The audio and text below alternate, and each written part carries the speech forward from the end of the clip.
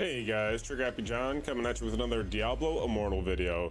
This video is going to be talking about the legendary gear in the game and really how you should be using it. I know a lot of people are getting confused on the whole inherit and the extracting of the essence, what that means for your legendaries, and right now is kind of the time to have this discussion because we're going to be fast approaching Paragon level 30, so that's when you can really start to bump up a lot of your gear and start transcending into the harder content.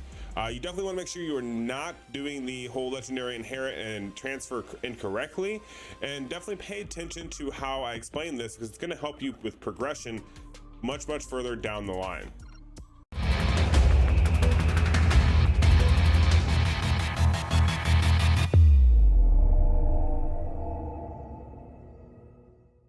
All right, so let's go ahead and let's talk about a couple of things here that you need to be aware of with this whole essence transfer stuff. One is there is a particular place where you can do this. If you will notice, you will see this icon here.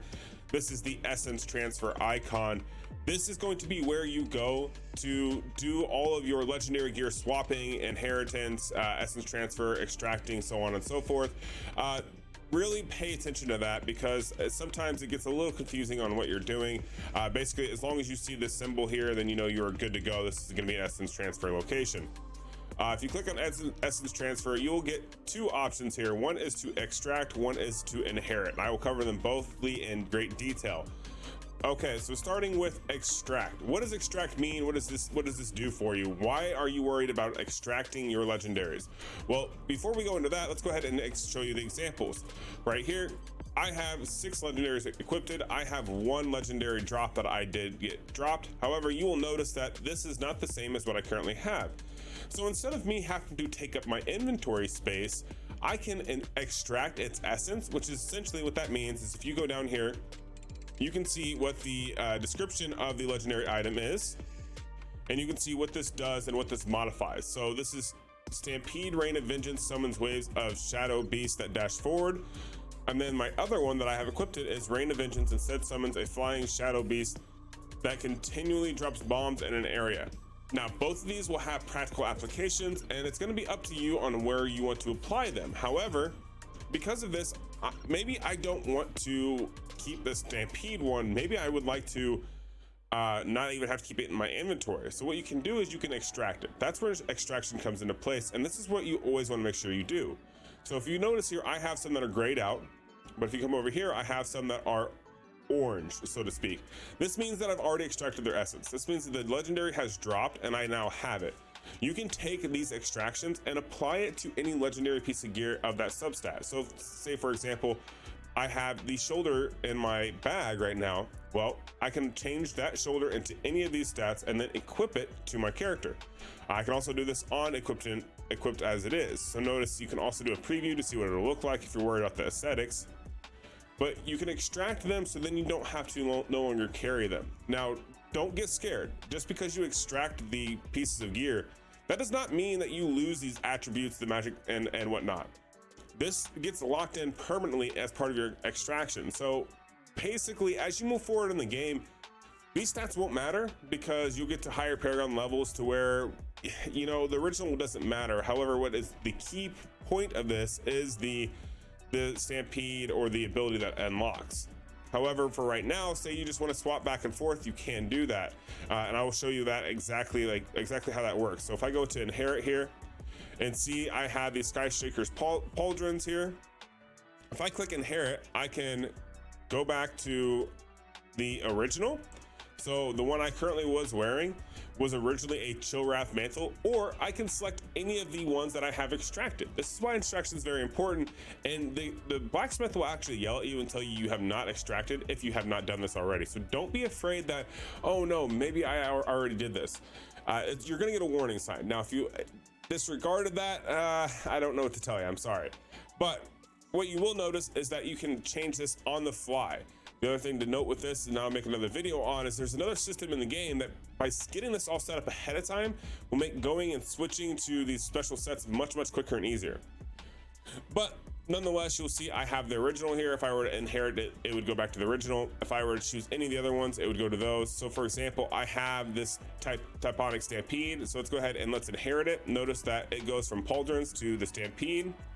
If if I click inherit, all I have done is I have changed what my shoulder does. Now notice that the Rain of Vengeance summons waves of Shadow Beast and dash forward.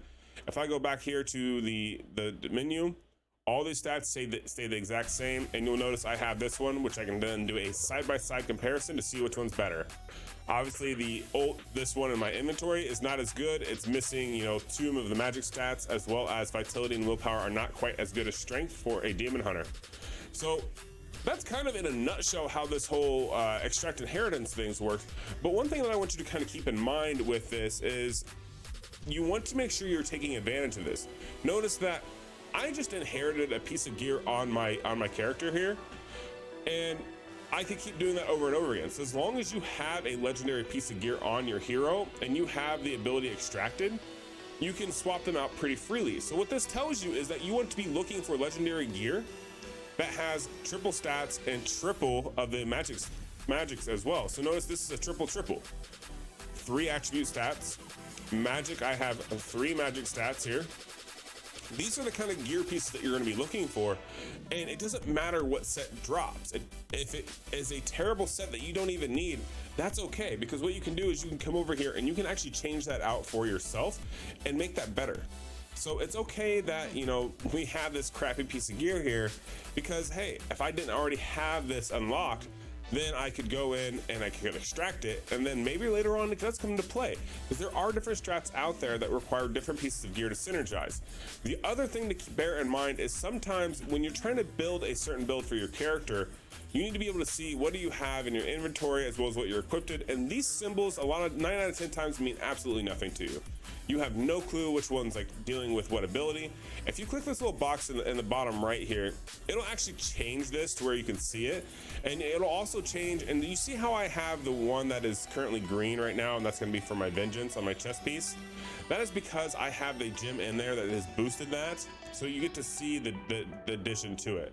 Now also notice my helm is the same thing. This is because I have gem resonance going on, and I've upgraded them above, which then unlocked the other part of the ability, right? So that does change. Definitely pay attention to your gems as well, but this video is going to be about extract and inherit. So definitely click this to kind of understand more of your synergy, because you may go, okay, I know exactly what skills I'm using on my character. If you come over here, you can see exactly what skills you're using, and you can go, okay, I know I want to utilize these, so I'm going to utilize them. Okay, so come over here and say, what is going to work the best while utilizing those abilities? Okay, so I have a lot of vengeance here. That's exactly what I'm, you know, I know vengeance is one of my strongest abilities, and I've got 4 pieces of gear that modify that. That's probably pretty good. Crossbow shot, that's my main ability. That one's probably got to be great, right? I have multi-shot now, fires arrows. Oh, you know, maybe I don't want to use multi-shot, so I can come over here and I can go to inherit, and I can come over here and I can say, okay, what do I want that could synergize with everything else? Like, oh, Rain of Vengeance does more damage. Okay. Oh, I'm using a sentry. Let's add an additional one. There's a lot of modifiers to keep in mind, and as long as I've extracted that essence from the legendaries, I can then reapply it to another piece of gear that's a better piece of gear. This is going to be like the best thing to do with your characters and your abilities to really maximize the amount of damage you're doing, because as you do this, this will change how your entire build operates. Sometimes, you know, this Rain of Vengeance summons waves, Shadow Beast. Sometimes that's not what you want to do, and you want to come over here and you want to think more of what you could use that will synergize with the rest of your build. It's going to be totally up to you. No one can tell you one way or the other. I could tell you, I can give you advice on what does the most damage, on how to maximize your damage. I could do that all day long for you. But what you can do for yourself is make sure that you are extracting your essence on your legendary, and just make sure that you're claiming and keeping the best piece of gear here and ignoring the fact that whatever this modifier is, so that way you can always keep the best piece of gear equipped to your character. Now, unfortunately, this does not apply for your set items. Your set items are completely on your own. You cannot just swap those out, unfortunately.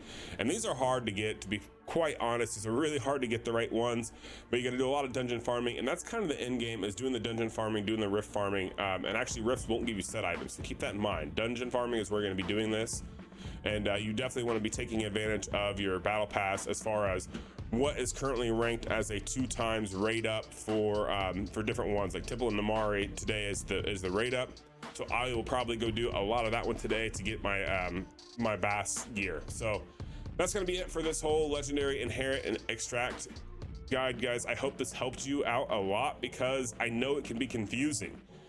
Don't make mistakes, you know, that can be easily avoided, and feel free to ask as many questions down below as you'd like. I'll be happy to answer them all when I can.